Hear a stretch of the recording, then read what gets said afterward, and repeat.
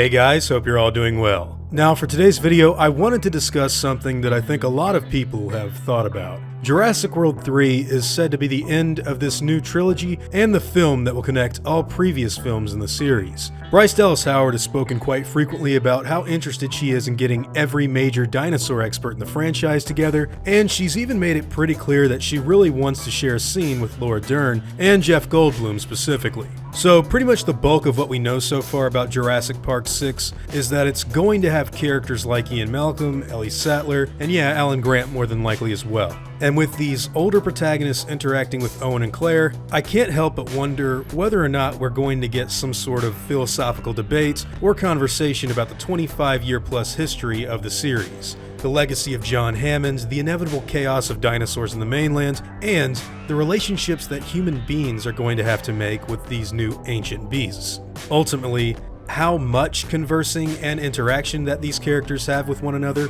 won't be known for quite a while, but I will say that for me personally, I do think that this story could really benefit by having everyone talking about the current state of the planet for more than just one scene. And I really think the back and forth between Owen Grady and Alan Grant would make for a great discussion on the deadliest species in the series, Velociraptors. The whole point of the World trilogy has really been to examine our relationships with animals. Extinct animals that were brought back to life by people who have no sense of self-restraint when it comes to playing God. In Jurassic Park and the Lost World, Velociraptors were made out to be pretty vicious beasts. They were fast, they were violent, they often outsmarted their prey by figuring out how to do things like open doors or set up decoy members of a pack for a trap. They were basically depicted as being cruel, cold-blooded killers that could potentially mess anybody up that dared find themselves amongst them. Unless you knew gymnastics. But now, a lot of that changed in JP3, where the dinosaurs were actually given a personal motive. In this movie, all they wanted was to get their eggs back, and they didn't really plan on killing anyone for any other reason than that alone. And after that, we started getting introduced to a bit more of how they think and feel about certain situations. Blue is a very different raptor than clone predecessors like the Big One or either of the packs that reside on Isla Sorna. They've played up the birth imprinting that we saw in Jurassic Park and actually kept the guy that was present for the animal's birth there for much of her maturation into becoming an adult. They want to really hone in on that difference between separate films. It's the relationship that's being explored in this new trilogy. Well, now it's quite obvious that the person who pretty much raised this animal, Owen Grady, has a clear connection to her. Being present for the operation that saved her life on the Arcadia, and even getting her to stay with him before she chose to leave being a direct 180 to the way he felt at the beginning of the movie.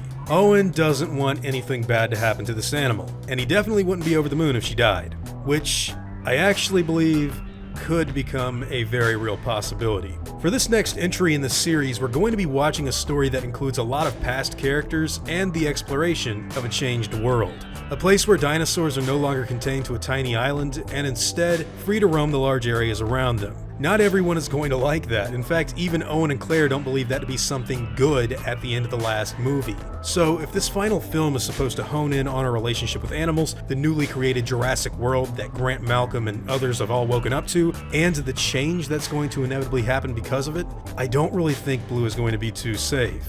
They took the most vicious and deadly species of dinosaur that we knew of and created two stories centered around how a man could connect with and even care about the well-being of something that's extremely dangerous.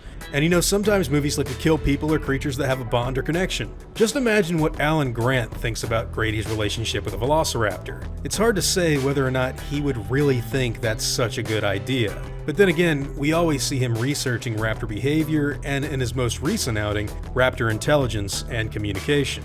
I think the well-being and even death of Blue could be something that actually runs parallel to the entire Jurassic Park series. At this point in time, I don't see any sort of force or entity that's going to actively look for her asylum other than Owen and Claire, and even then, with the way the last movie ended, I'm not so sure Blue is just going to show up living in the cabin with the other characters in the new one. In fact, I highly doubt that. So it looks like she's going to have her work cut out for her as far as survival goes. If someone wants to kill her, it would be way easier than some of the bigger dinosaurs. Her well-being and character relationship with Owen seem to be something serious for the next installment. To me personally, I feel like it's very possible to kill her off in the final movie.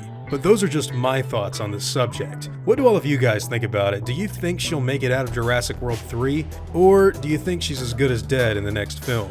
I'd love to hear all of your thoughts on this subject in the comments down below.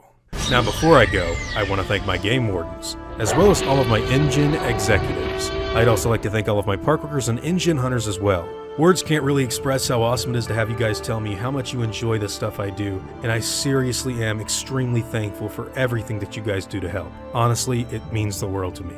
Now I'd like to thank you all for watching this video, and hope that you all enjoy today's content. If you feel like I deserve it, I'd appreciate the like and hope that you'll consider subscribing if you are interested in hearing from me again. I'll see you all in the next video, guys. And as always, take it easy.